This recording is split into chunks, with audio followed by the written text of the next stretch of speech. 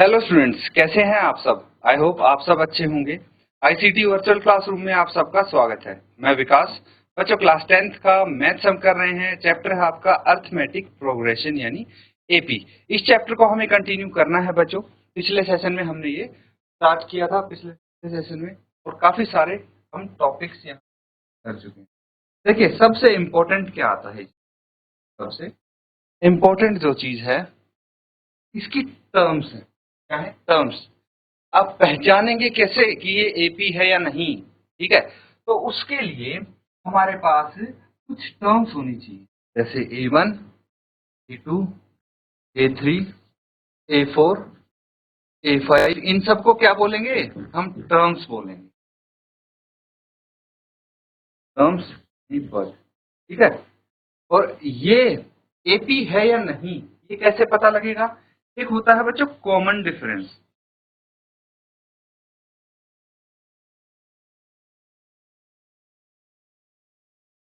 Common difference क्या होता है? दूसरी टर्म माइनस पहली टर्म बराबर होने चाहिए तीसरी टर्म माइनस दूसरी टर्म, बराबर होने चाहिए चौथी टर्म माइनस तीसरी टर्म, एंड सो ऑन, ठीक है। हर एक कंसिक्यूटिव टर्म्स में इक्वल डिफरेंस होना चाहिए, इसीलिए इसका नाम है कॉमन डिफरेंस। ठीक है, बिल्कुल शुरू से मैं एक बार रिवाइज कर रहा हूं आपके साथ, ध्यान देना यहाँ पे। तो इसको बोलते हैं हम कॉमन डिफरेंस।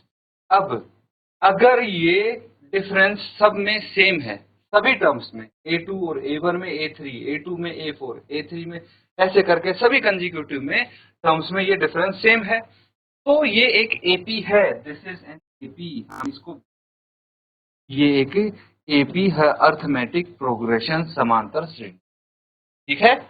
अब देखिए, अगर आपको पहली टर्म दी है और कॉमन डिफरेंस दिया है, इन दो चीजों से आप पूरी की पूरी एपी बना सकते हैं, ठीक है। ये दो चीज काफी इंपॉर्टेंट है। यहां तक समझ में आया बच्चों?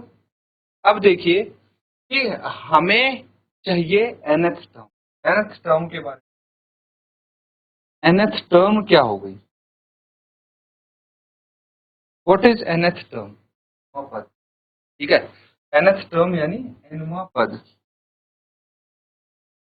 nवां पद क्या हो गया? nवां पद।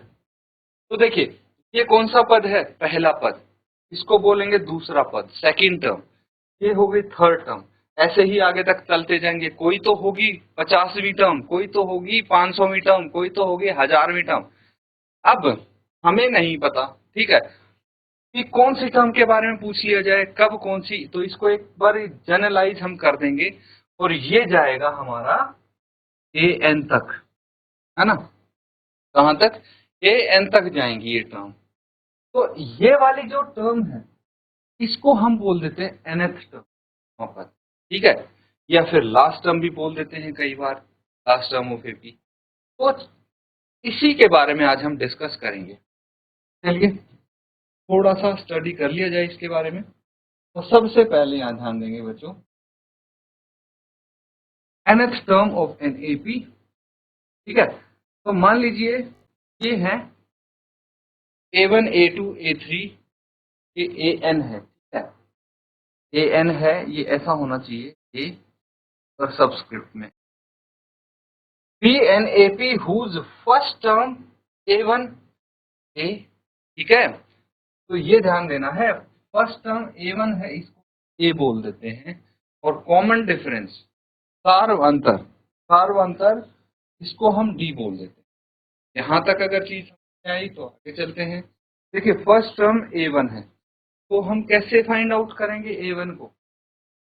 A प्लस B आप बोल सकते हैं, ठीक है। A प्लस, फर्स्ट टर्म तो A हो जाएगी, है ना। तो क्या करना होता है उसमें? 1 माइनस 1 हम यहाँ पे, बिकॉज देखिए, जो भी यहाँ पे जैसे फर्स्ट टर्म है तो A1 लिखा है, तो इसके सबस्क्रिप्ट में जो है उसमें से 1 माइनस करेंगे ऑलवेज। तो ये क्या हो जाएगा? A प्लस 0D, A आ गई।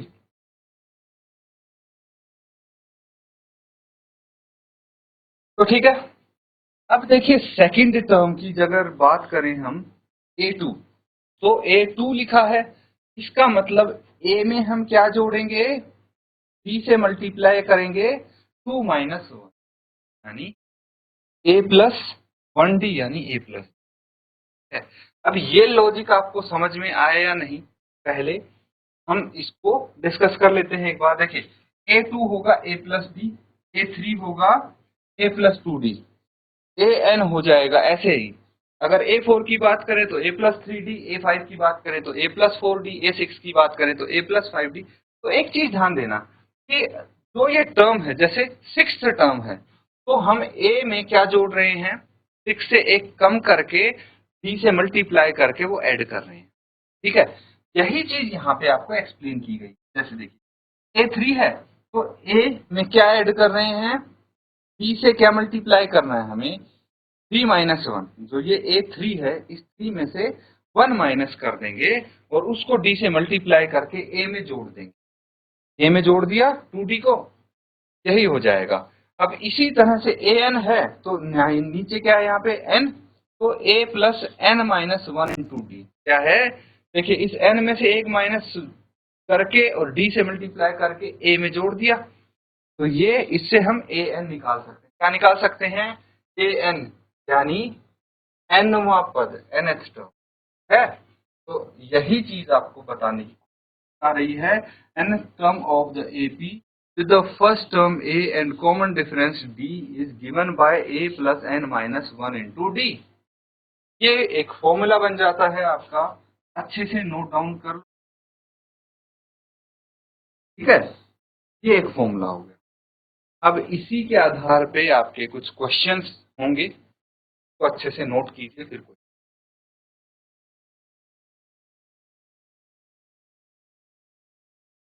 तो ठीक है, अब कुछ क्वेश्चन कर लेते हैं बच्चों। ये देखिए यहाँ पे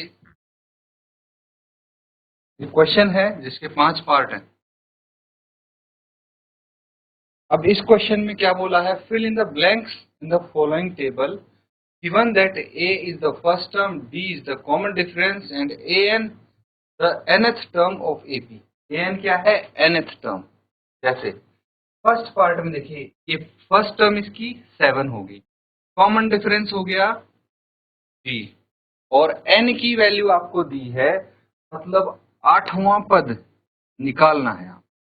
ठीक है, n मतलब कौन सा पद है ये, और ये वाला पद nth पद है क्या, इसकी वैल्यू क्या है, ये आपको बतानी। बहुत सरल है, सिंपल है बच्चों, कुछ नहीं है इसमें।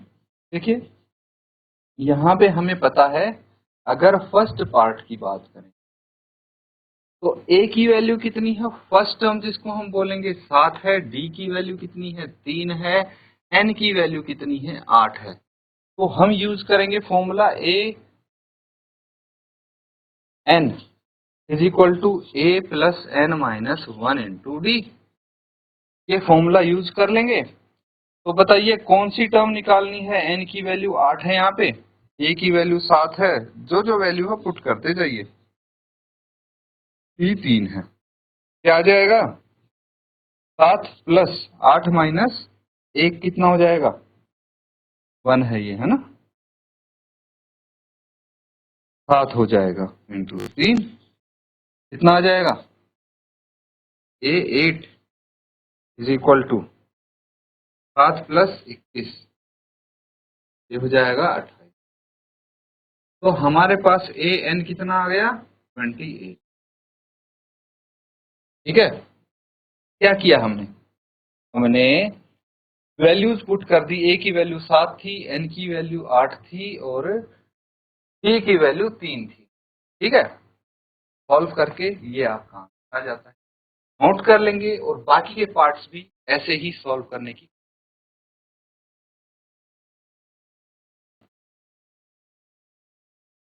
तो ठीक है, जल्दी जल्दी हम जो भी ये पार्ट्स हैं सारे कंप्लीट कर लेते हैं।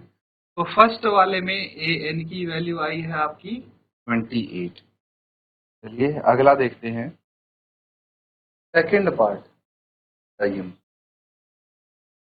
यहाँ पे a की वैल्यू है, तो जो है वैल्यू वो लिख लेंगे सबसे पहले। तो -18 a की वैल्यू हो गई, फिर क्या दिया है, डी इस बार मिसिंग है, डी की वैल्यू नहीं दी, बट एन की वैल्यू गिवन है 10 और ए एन की वैल्यू भी गिवन है 0।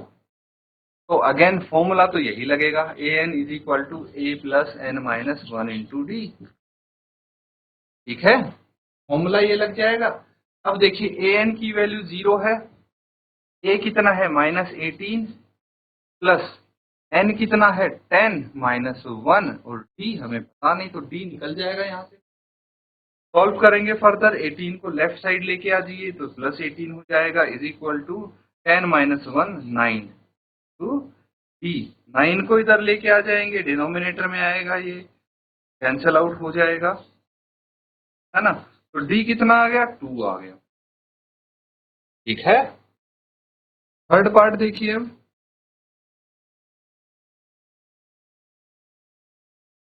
यहाँ पे ए मिसिंग है, ए नहीं दिया है, कोई दिक्कत नहीं है, डी तो दिया है, तो जो दिया है उस पर फोकस करेंगे हम। एन भी दिया है जो कि 18 है एंड ए एन भी दिया है जो कि -5 है। बहुत सिंपल से क्वेश्चन, क्या करना है, फॉर्मूला पुट करना है, A N is equal to A plus N minus 1 into D. अब ये फॉर्मूला कहाँ से आया है, ड्राइव करके देखते हैं, है ना। इस फॉर्मूले में कंफ्यूज नहीं होना है। अब ए एन की वैल्यू -5 है, ए नहीं पता, यहाँ ए मिसिंग है इसमें, है ना, कोई दिक्कत नहीं है, ए को एज इट इज लिख दीजिए। एन कितना है 18 और डी की वैल्यू कितनी है -3। बस इसको सॉल्व कर लेंगे, आंसर आ जाएगा हमारा -5 as it is, A plus 18 - 1 17 हो जाएगा इंटू -3 ये हो गया। आगे सॉल्व कर लेंगे, क्या आ जाएगा, -5 इज इक्वल टू ए और 17 इंटू 3 क्या हो जाएगा 51। 51 पॉजिटिव होगा नेगेटिव होगा, -51 में माइनस का लिख। अब 51 को इधर लेके आ जाइए, लेफ्ट साइड क्या आ जाएगा, -5 प्लस 51 इज इक्वल टू ए, तो ए कितना आ जाएगा 46 इज इक्वल टू ए। आ गया ए, यहाँ पे इसका डी आ गया है, नोट कर लेंगे।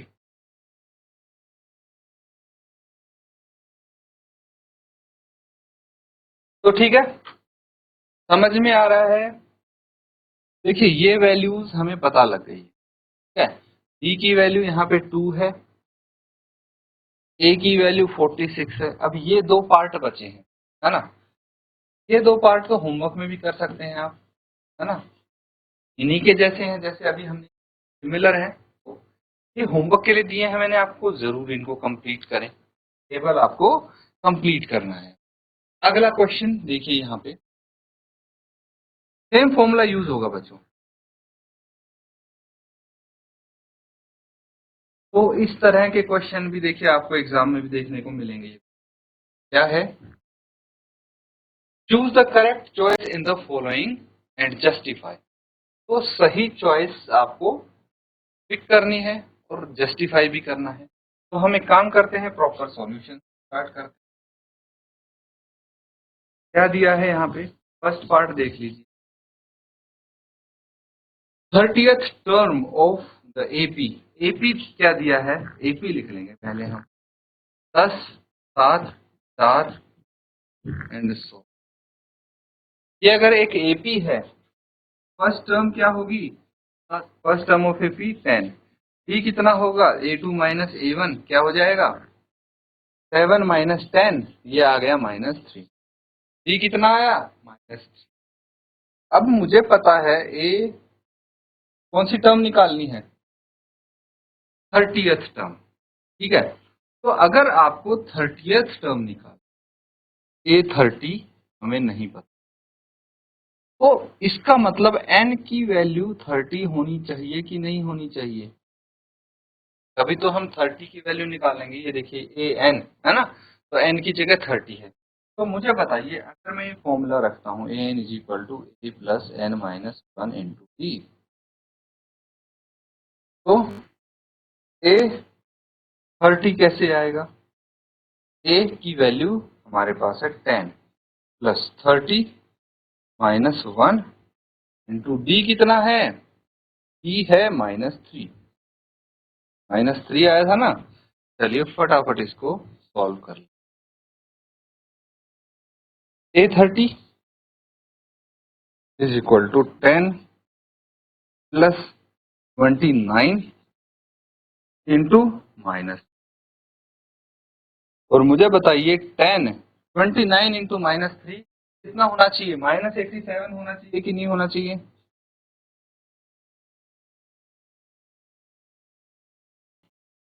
-87 प्लस 10 -77 आ गया। तो सही आंसर हमें पता लग गया है, का सही करेक्ट आंसर क्या होगा, ऑप्शन सी। टिक कर देंगे हम, है ना। इसी तरह सेकंड वाला भी सॉल्व करेंगे। 7th टर्म बतानी है, बी नोट कीजिए और ये ट्राई करें।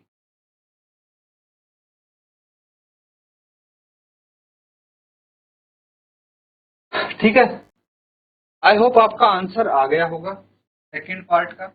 देखिए यहाँ पे सेम टू सेम करते जाना है आपको। एपी होगी -3 -1/2 एंड 2।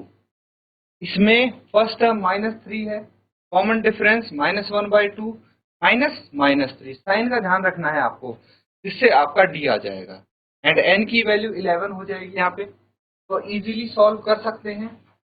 तो देखिए सिमिलर पार्ट है, मतलब इसी की तरह सॉल्व होगा, इसीलिए ये भी आपको होमवर्क में दिया जा रहा है, तो नोट कर लेंगे। तो बच्चों आज हमने nth टर्म, nवां पद क्या होता है और कैसे हम उसको निकालते हैं इसके बारे में सीखा। छोटा सा फॉर्मूला कैसे आया है, कैसे बनाते हैं उसको, ये भी हमने सीखा। तो अच्छे से आप इसको प्रैक्टिस करें। इसी के साथ आज का सेशन यहाँ पे एंड करते हैं। Thank you and have a nice day.